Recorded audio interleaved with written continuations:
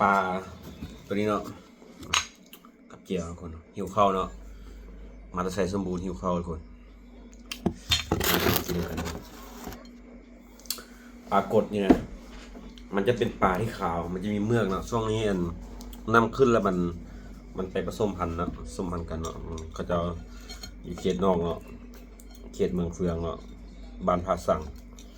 แถวบ้านก็จะเอามาขายให้เนี่ยโลนึงซื้อมามีตัวมีไข่เนาะมีอาหารกินมานี่นะเขาเป็นเมนูมันนี้นะเมนูมันนี้ท่านปลาทอดซุปแป้งทอดตัวนี้นะเขาจะใส่สูตรเขานี่เขาเน้นมาล่าเนาะเขาใส่มาล่าไปทำเลยมันจะแซ่บขั้นตอนการเฮ็ดเนาะทุกคนเนาะขั้นตอนการเฮ็ดเนาะเขาใส่น้ำมันไปเลยเนาะให้มันเดือดเนาะแล้วเขาก็ไปล้างปลาไว้ล้างปลานี่เขาต้องล้างน้ำดีๆล้างเกลือเนี่ยแล้วก็ซอยเนาะซอยให้เป็นห้องคือให้น้ำมันมันซึมเข้านะแล้วก็เอาน้ำร้อนมาลวกมานะให้เมือกมันออกนะคนเนาะให้เมือกมันออกแล้วมันจะมีเงือบมันออกเห็นบ่มีเงือบมีอยู่ในปากนะอาจจะจกเงือบจกยางออกเพื่อนมีกินข้าวเลยอันนี้เขามานี่บูมีกินข้าวเลยแซ่บคันบางคนนี่ที่ไปต้มยำนะแนะนำให้ไปล้างเมือกมันออกดีๆนะทุกคนเนาะมันจึงแซ่บเนี่ยเนื้อปลาว่ะโอ้ยทุกคนเบิ่งอายสุดยอดกินเพื่อคือเก่าจำเจียวทุกคนเจียวเผ็ดมาข้าวเหนียวทักได้บุงเนื้อปลามาทุกคนเรื่องกรอบหากอาบน้ำแล้วหิวข้าวตอนนี้ก็ที่10 โมงแล้วทุกคนที่10 โมงแรงแล้วที่10 โมงกลางคืนแล้วทุกคนขั้นตอนการล้างปลาตัวนี้นะทุกคนต้องระวังในส่วนปลานี่เป็นปลาที่มีเงี้ยงเวลาเงี้ยงมันปากเนี่ยโอ้ยเจ็บครับเจ็บก้นเงี้ยงปลาดุกอีกคนต้องได้ระมัดระวังเนาะทุกคนเนาะผู้ใดเป็นพ่อครัวไม่ครัวเนาะที่เอาปลาเป็นเมนูเนาะเบิ่งหน้าตาเป็นตาแซ่บอยู่แต่ว่าข้างในนะมีแต่อันตรายทั้งนั้นทุกคนต้องระวังเด้อบางคนนี่เห็นค่อยเฮ็ดคลิปไปนี่เราไปซื้อปลากดมาเฮ็ดกินนะต้องระวังต้องแนะนำต้องระวังเนาะเพราะว่ามีคนโดนแล้วนะทุกคนเนาะเจ็บอีหลีปวดอีหลีทุกคนเนาะมากินข้าวกันแซ่บๆมึง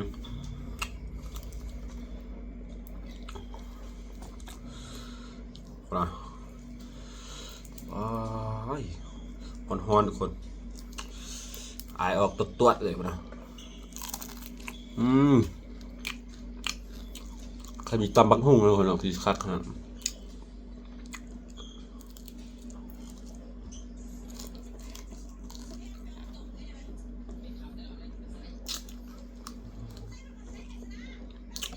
มีตำบักหุ่งใส่นะตำบักทั่วมาใส่นี่ว่าโอ้ยเข้ากันอารมณ์อ่ะมันกินกับเจ้าอ่ะเจ้ามะเขือดิบอาหารมันงอกมันนา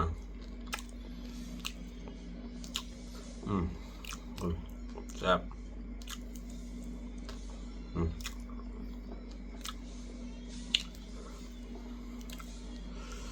ดึกก็มาเขาต้องมีคนถ่ายคลิปให้นะคนเขาจะสไลด์เห็ดแล้วเขาเห็ดเองแล้วเขามากินเนาะเขาจะไม่ได้ถ่ายขั้นตอนการเห็ดเนาะคือผ่านไปมาเห็ดต้มอึ่งต้มยำกินเนี่ยเห็ดเอง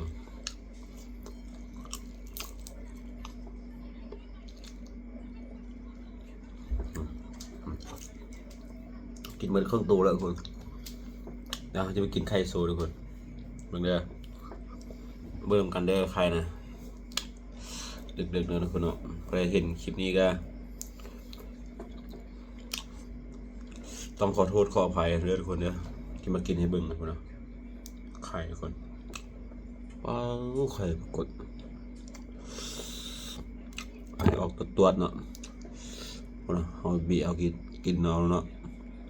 คันเราจะกินหมดบัดเดียวนี่เหือกคือยี่พวงอยู่ว่าเพราะว่าอายมันร้อนเราต้องบีกินเท่านั้นกินแบบผู้ดีนะ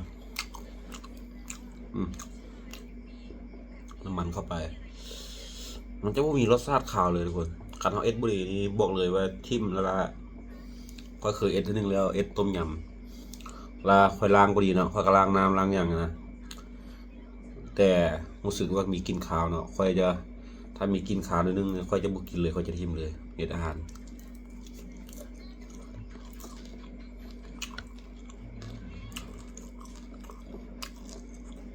มากินข้าวกันสักแป๊บ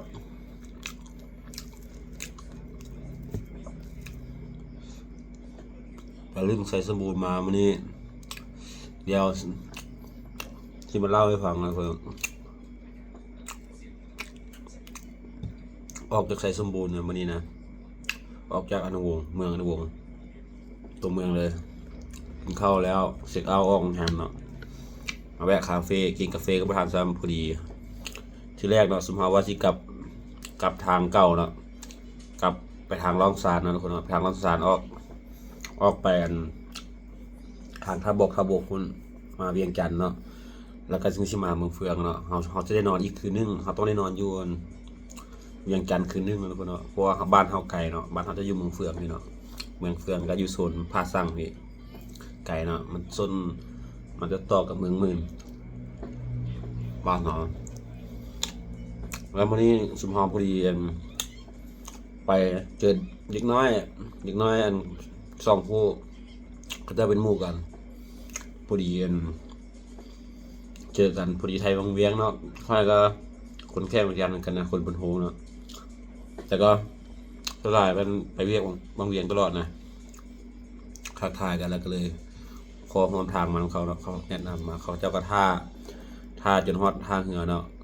เขามีคลิปอยู่เดียวเตรียมไปเบิ่งคลิปเขาจะเอาลงเนาะเขาจะตัดเป็นคลิปตอนที่ขี่เหือเนาะขี่เหือแล้วก็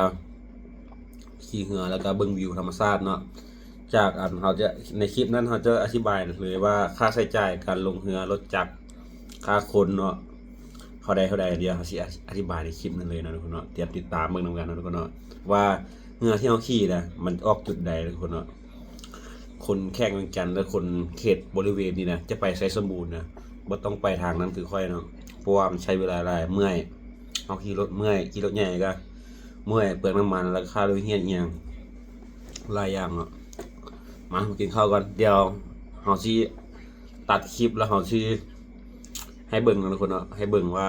การที่เฮาเดินทางนะว่าเฮาใส่งบจังได๋ไปเที่ยวใส่สมบูรณ์เนาะเนาะกินข้าวต่อมั้ยอันนี้มันไข่เลยทุกคนเนาะอันนี้มันไข่ปลากดไม่ไข่เอากินกันหมดตัวนึงละยังตัวนึงแซ่บ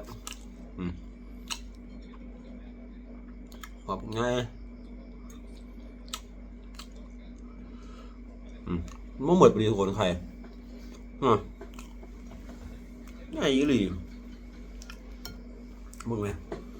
ตัวเดียวเลยไข่ตัวเดียวมาเข้าเรื่องเขาเมนูไหมเนาะเขาจะอธิบายฟังหลังจากที่เขาอธิบายไปเมื่อกี้เนาะวิธีการล้างเอียงเรียบร้อยล้างเนาะล้างสะอาดล้างน้ำร้อนล้างเกลือล้างอย่างให้มันสะอาดให้เมือกมันจนออกไปละลายน้ำจนไม่ให้มีเมือกแล้วเขาก็เอาปลามาเนาะหั่นนะคนละหั่นปลาเป็นเสลี่ยงนะแบบคือเขาปิ้งปลาก่อนปิ้งปลาดุกนะเสลี่ยงแล้วเขาก็ใส่เกลือเนาะแล้วก็เอามาล่าหอยเอือบไว้แล้วก็ให้มันคุ้ยเนาะใส่เข้าไปเนาะคันจกเข้าไปในช่องปากช่องเงือบมันเนาะจกเข้าไปเลยก็ทอดกระเทียมยัดใส่แล้วก็เอาแป้งเนาะเอาแป้งมาโรยเนาะแป้งทอดนะบ่ให้มันจะกรอบเนาะให้มันเรื่องงามดีเนาะคือแบบเสียเรื่องงามดีต้องจากการตำไฟข้างนอกกระทะข้างนอกเนาะน้ำมันเนาะเดือดแล้วเขาก็ปลาลงแล้วเขาก็รอท่ามันสุกเนาะปลาตัวใหญ่มันก็ใช้เวลานิดนึงเนาะเขาก็พริกเนาะพริกทางลุ่มทางเถิงแหละ จนเรียบร้อยแล้วก็รอท่ารอท่าจนเขาเบิ่งว่ามันสุกได้ที่แล้วเขาก็ตักใส่จานนั่นคนน่ะแล้วก็มาเสิร์ฟเนาะกินแบบนี้แหละอันนี้แล้วค่อยเป็นคนมักกินพงมาล่านะคนเนาะแล้วค่อยหลังจากเอามาตักมาปาไว้เนาะแล้วค่อยเอาพริกมาล่ามาโรยอีก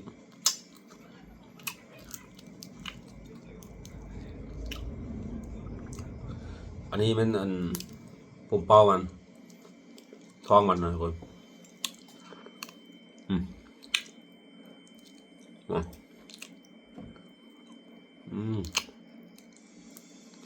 แซ่บเรื่องเลยเพื่อนนะแค่ดัดเกินแต่ก็อยากรีวิวให้เบิ่งนะทุกคนเนาะในบุคคลวันนี้ก็ขออภัยนะทุกคนเนาะกับมูสวักลิ้นฮะสบายก็บอกว่าได้อัดคลิปไปสิลงหรอกแล้วแต่ลงเนาะคันมักคลิปวันนี้ก็คอมเมนต์ในคนเด้อคอมเมนต์มาเขาจึงเฮ็ดถึกนะทุกคนเนาะสุดท้ายเขาคลิปไปเที่ยวหันเนาะไปเที่ยวหันเที่ยวนี้เอาวิวธรรมชาติลงเนาะเอาบ้านนั้นบ้านนี้ลงเนาะเป็นสตอรี่เป็นคลิปสั้นเพื่อลงคลิปเต็มไปดีเพื่อนทุกคนแล้วมักคลิปกินหรือว่าเอ็ดอาหารแบบมีประโยชน์นะ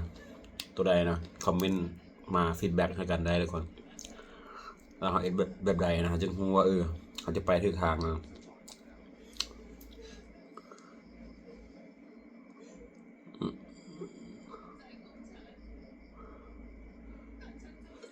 กลางขาเขี้ยว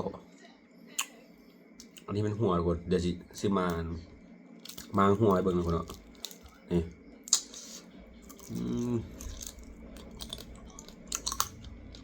ผมกรอบเสียทีแล้วแค่วพิการคนได้หัดเล็ก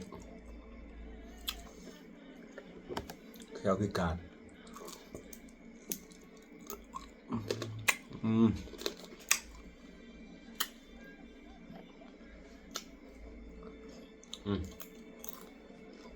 กรอบ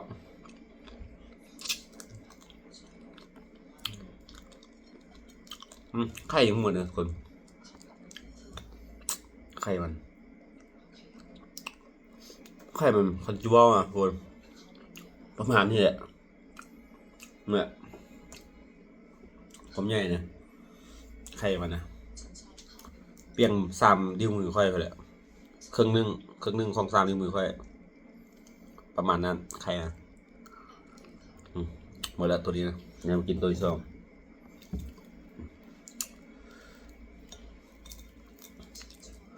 ตัวที่ 2เนาะเขาจีบเนื้อมาคนมันจะกินได้สบายไหมเนี่ยแซ่บ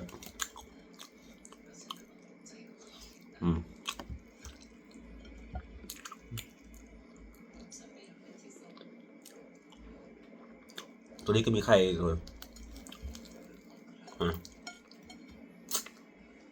ไข่ปลากดมันจะเป็นดำๆเนาะทุกคนมันจะบดแดงคือไข่ปลาข้อปลาซ่อนปลาข้อนะไข่ปลากดมันจะเป็นดำๆแบบนี้แบบคือไข่ปลาดุกปลานั่งมันจะเป็นไข่แบบนี้แหละปลานั่งเห็นบ่ให้เบิ่งเห็นบ่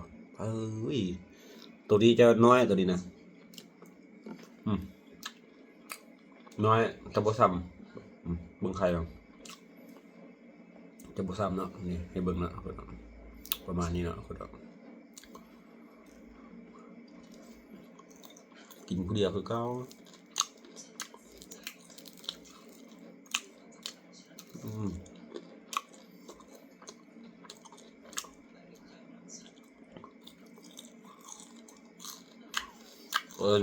เมนูนี้ใส่ชื่อว่าปลากดทอดกระเทียมใส่พุงมะระทำนั้นคน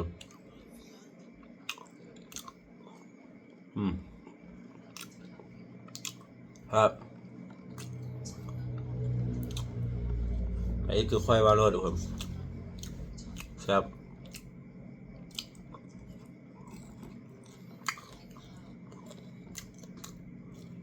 กินกับข้าวเหนียวบ้านเราเนี่ยใครไปตำประคองทั่วไทยอีกห้างสุดยอดเลย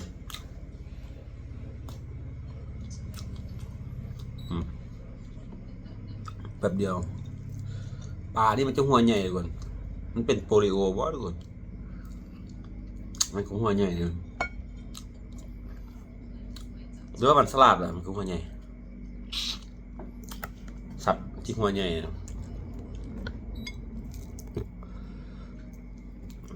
โอ้ลืมจำแจ่วกินเพลิน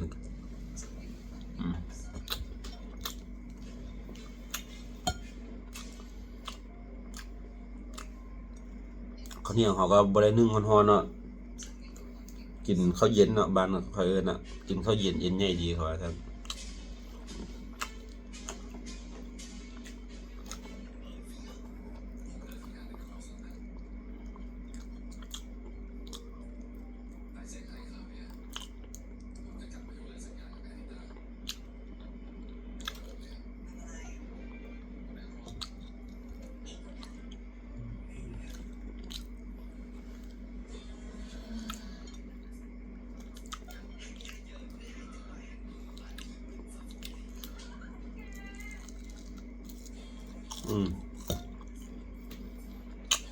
ต้องระวังกลาง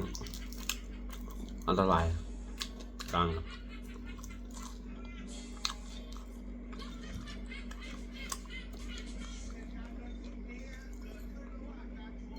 ปลาที่มีรสชาติแซ่บนัวนี่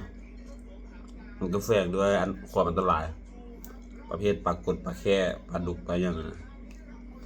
มันเป็นปลานั่งอะความอันตรายก็คือเงี้ยงมันเนาะ